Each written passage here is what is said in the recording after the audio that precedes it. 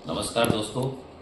मैं chest specialist आज बात करने जा रहे हैं कि जो हम इन्हेलर लेते हैं, जो पेशेंट होते हैं अस्थमा के या सीओपीडी के या सांस की उनकी किसी और परेशानी के लिए अगर उनका कोई इन्हेलर चल रहा है तो उसमें कई सारे इन्हेलर होते हैं, जैसे डीपीआई होता है, पीएमडीआई होता है और नेबुलाइजर होता है। तो जो पीएमडीआई में एक टाइप होता है सिंक्रो ब्रीथ का, कि ब्रेथ एक्चुएटेड डिवाइस होती है कि जब आप सांस लेते हैं उसके हिसाब से वो मेडिसिन डिलीवर करती है और उसी के हिसाब से वो ट्रिगर होती है। तो उसको लेने का सबसे बेहतर तरीका और अच्छा तरीका क्या है जिससे कि आपकी दवा सबसे बेहतर तरीके से जाए और ज़्यादा से ज़्यादा इफेक्ट करे। तो ये ऐसे होता है, ये प्लेसिबो है। इसको सबसे पहले आप सुबह शाम अगर आपको लेना है, बताया गया है, तो आप गर्म पानी का भाप लीजिए। गर्म पानी का भाप लेने के बाद नकली खांसी करके गला साफ कर लेना है ऐसे करके।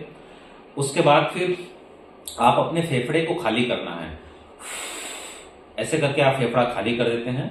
और इसके बाद इस कैप को जब आप ऐसे पहले सेक कर लेते हैं 10 बार, फिर इस कैप को जैसे ही आप खोलते हैं वैसे ही ये ट्रिगर हो जाती है। अब आपकी ये ब्रेथ के साथ में डिवाइस एक्चुएट होती है और उसी के हिसाब से मेडिसिन आती है।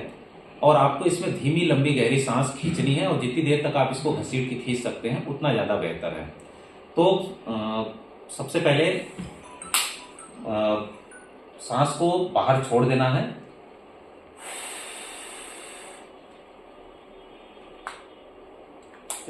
अब इसको लेने के बाद एक क्लिक की आवाज आती है। जैसे क्लिक की आवाज आती है ड्रग की डिलीवरी शुरू हो जाती है उसी टाइम पे।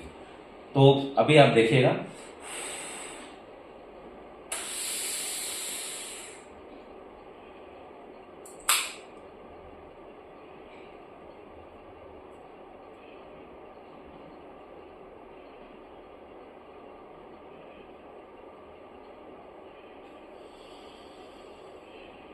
सांस खींचने के बाद इसको आपको 10 गिनती तक या 10 से 15 गिनती तक आपको रोक के रखना है, जिससे कि दवा फेफड़े में अच्छी तरह से घुल जाए। और अगर आप इसे ज्यादा रोक सकते हैं तो रोक सकते हैं। ये आपकी एक डोज हो गई। अगर आपको 2 डोज बताई गई है तो आप 2 डोज ले सकते हैं। और इसको लेने के बाद नॉर्मल पानी से कुल्ला और गरारा करके थूक देना है, जिससे कि जो दवा मुंह में चिपकी होगी या जो गले में चिपकी होगी वो बाहर आ जाएगी। क्योंकि इस दवा का गले में या मुंह में कोई काम नहीं है।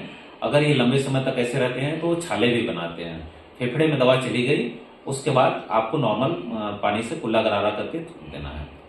ये आपको जैसे बताई गई है वैसे इसको बोलते हैं ब्रेथ एक्चुएटेड डिवाइस। और ये सांस के मरीजों के लिए जैसा बताया गया है वैसे ही लेना। धन्यवाद।